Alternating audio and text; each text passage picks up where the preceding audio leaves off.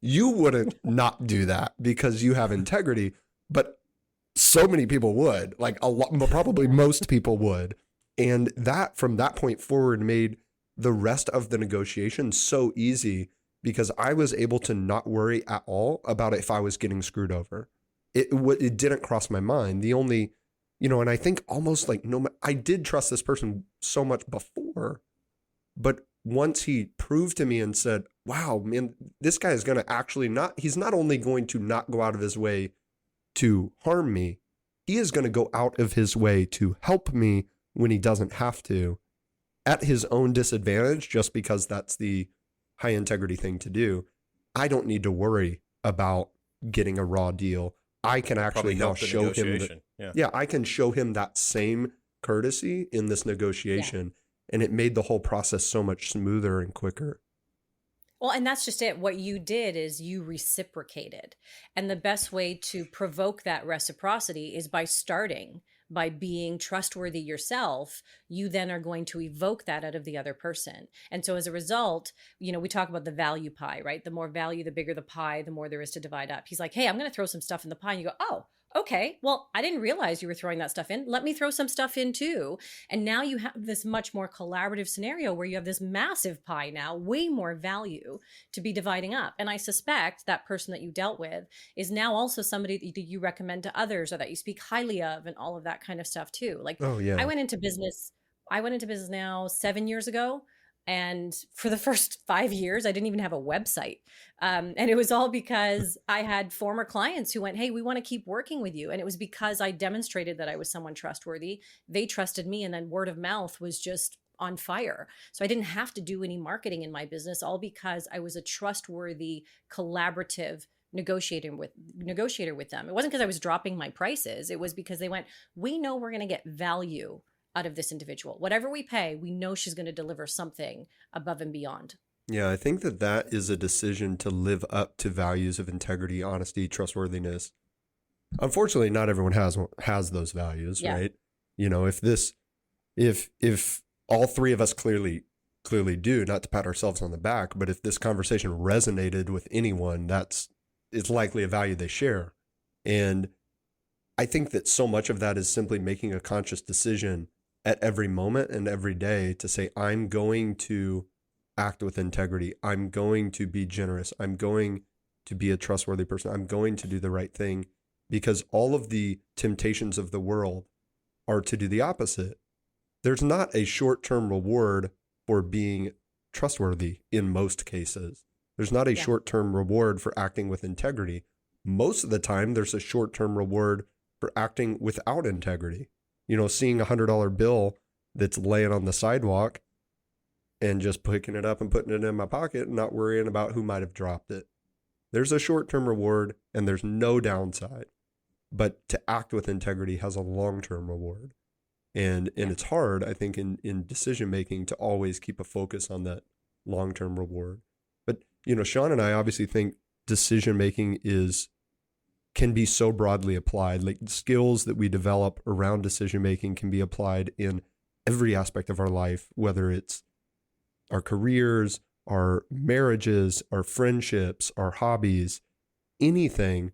If we're better at decision-making, we're better at everything. And I think that's probably true to a large extent when it comes to negotiations. We even negotiate with ourselves sometimes. But I'm curious to hear from you, as a negotiator, how do you defeat bad decision-making during the negotiation process? So I would say an ounce of prevention is worth a pound of cure. And so when I'm going into any type of negotiation, I'm preparing, I'm doing my homework. It's who am I dealing with? What are the circumstances that I'm dealing with? Is there a certain industry I need to learn a little bit more about, or a customer or a client I need to learn more about? So I understand what is valuable to those individuals, because people will say, wow, you're so good at thinking on your feet. And it's because I spent way more time preparing in advance so I could think on my feet and I can make those quick decisions because I've already thought it through 5 different ways before the conversation even started. I'm thinking about, well, if things go this way and if they respond this way, then I'm going to do this approach. If they respond a different way, then I'm going to use that approach. So I spend a lot of time when I'm working with corporate clients we will sit in a boardroom for hours, or even in a Zoom room for hours, talking about how could things go on the other side. Tell me a little bit more about the individuals that you deal with. Tell me a little bit more about their objectives and what it is, the challenges that they're facing. So we have that massive big picture, and then we can go, okay, based on what I know, here's how I think this is going to play out. And if it plays out differently, it's kind of like, if you were to punch something into Google Maps, right? And it's going to give you multiple routes to get to the same destination. If there's an obstacle in one, if there's too much traffic in another one, if a road closure happens, you got another way to get there without going, oh no, what do I do now? And getting stuck in traffic forever.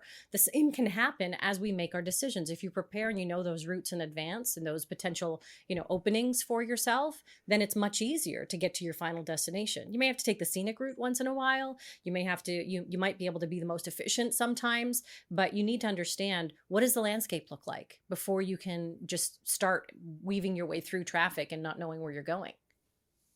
Yeah, I think being prepared is certainly a key, because then you know what you're willing to give, what you're willing to accept. You know the facts. You don't have to suspend the conversation and say, "Well, let me get back to you," and then sort of rebuild and start over. Have you? Yeah. When you think about big negotiations that you've been involved in, what's been some of the difficult decisions you've had to make when being involved in negotiations? For me, the decisions are always in the hands of my clients. So I am not going to be there conducting the negotiation on their behalf, mostly because there's a trust issue. If some stranger comes in at the last minute, they're like, who is this person? Where'd she come from?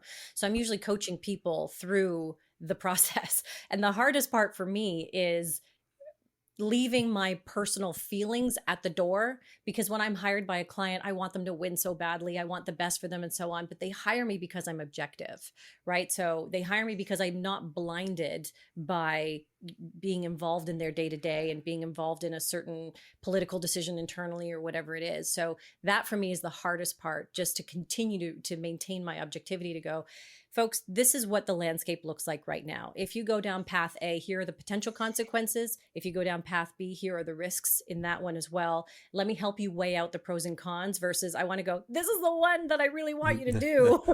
But you need to live with the decision at the end of the day. Yeah. You need to feel comfortable with that risk. And so I try to maintain that objectivity and help coach them through something that they're going to be happy with at the end of the day. I used to feel, as an advisor, I used to joke that I don't give any advice ever. And I've kind of come off that as a hard stance, right? But the point of the joke... What do you mean as an advisor, okay, you don't give advice? Exactly. The point, well, partly it was to get people to, what do you mean? And then to ask that question. But I don't say it anymore. But the reason behind it was, like, what I realized was 99%, only a small group of people are going to do something just because I tell them to. Yeah. Even though they're paying me, right? So what I would do is I would guide them towards decisions, and I would offer them choices, and I would allow them to choose. And so I went for I don't know, it seemed to have decent results, but I would, instead of say, hey, should I buy this house or not? Right. Whatever. Should I finance 50% or 30%? What should I do here?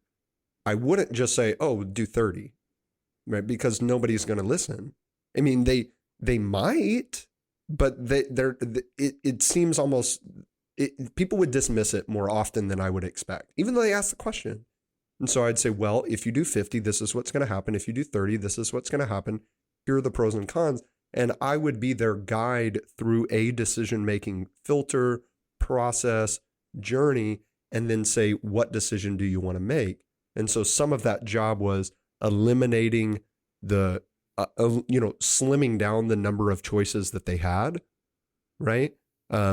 So there are some choices that have almost infinite options or decisions. What do I invest in? Well, that's infinite, right? That you have all the options. So if I can at least narrow it to 2 or 3 and go, based on everything you've told me, I think here are your options, here are the pros and cons, but you get to make that last choice, that last decision, because a lot of the advice that I give, like, I can't then snap my fingers and make you do it, right? Yeah. I can give you advice, and even if the client says, oh, I'm going to do that, and they believe it wholeheartedly, they've still got to go do it. And so I wanted them to have all of the energy and all of the ownership of the decision. Like I said, it's not a hard and fast rule, but I say that to say I can totally relate, because it's like sometimes in that process, I would feel like, well, I've got to present two options so that they can make a choice. And they would still, I would be clearly like, showing them, hey, probably it's option A that we should go with, but option B is still here. And they'd go, yeah, great. Option B it is. No, that's not what I wanted. But, people are going to make their own choices. There's two reasons why it usually works. So behaviorally, there's something that you said based on what I heard you say, right? So right now you're using their words to your advantage.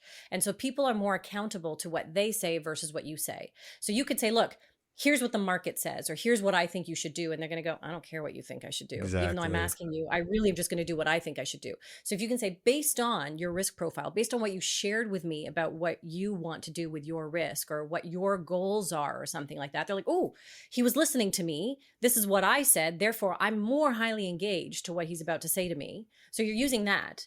And then you're using the choice, right? So people love to have autonomy. They want to feel as though they had some choice in the matter, because it makes us feel really good to say I had control over my own decisions.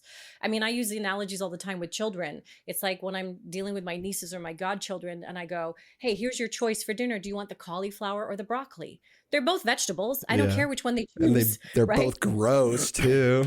Maybe to some. But I mean, I'm in charge really of their decision-making process, but I'm making them feel as though they're in charge. As long as they choose a vegetable, I don't care. You may go, okay, well, they have this risk profile, so I'm going to offer them these options based on that risk profile. And I'm going to make them feel really good about those options. Yeah, clearly the person who defines the choices is the person in control of the negotiation, for sure. Absolutely. I know there are a lot of, and I want to hear these from you. I know there are a lot of negotiation, I don't want to call them tricks, but strategies or tactics or concepts that are need to be present in a good negotiation. But it reminds me of one time that I was just played in a negotiation and didn't realize it was happening until I was hip deep in it. My daughter and I were on a trip together. She was about 10, I think, 10 or 11. I know that. I laugh because I know the story. Love it. I love this story. And she was like, "Daddy, we should get a puppy." I'm like, "No, sweetheart, we're not going to get a puppy. We're not going to get a puppy." Okay, but we should. You know what? We should get a puppy though. I said, "No, we're not going to." She goes, "If we did get a puppy, what would you name it?"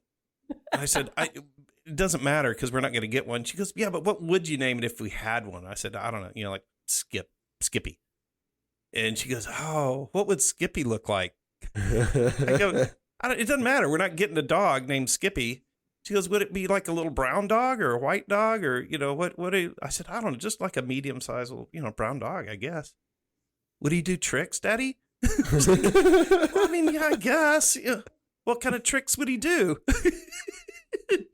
Before long, we've described this dog and what it looked like and where it was going to sleep and what tricks it would do. And, and shortly thereafter, guess what? We got a puppy, How's Skip today? Yeah. And I was like, damn it, she is playing me. This 10-year-old is schooling me on negotiation, just making me visualize what the other side of this decision looks like. And she's an attorney now. Imagine.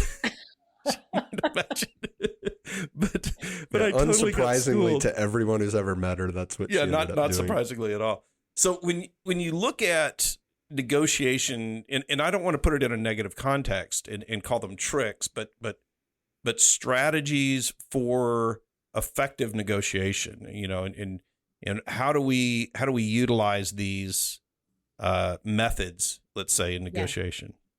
Well, I mean, one that she used was speaking in the hypothetical, there's no harm, right? Because you're not in your head, I'm not committing to anything. So if we did get a dog, Dad, those are the types of things where you're now saying it out loud. It's your words. So you think consciously, I'm not committing to anything. But at a subconscious level, it's there on your brain. You're thinking about this dog and all the things, and you've already visualized it. So being able to kind of make the subconscious more comfortable with that reality certainly leads to removing a lot of the obstacles in that sense.